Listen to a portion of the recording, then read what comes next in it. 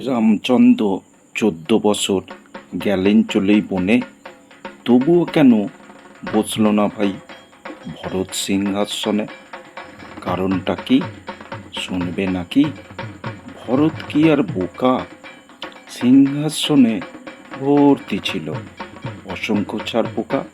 আজ সর্বত্রই অপসংস্কৃতির ছারপোকারা ক্রমবর্ধমান।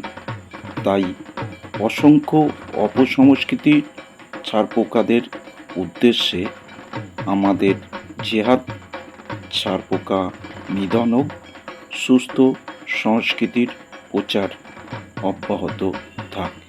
শ্রী রামচন্দ্রজির কৃপায় সকলের জীবন ফুলে ফলে ভরে উঠুক। সকলে ভালো থাকুন। ধন্যবাদ। জয় শ্রী রাম।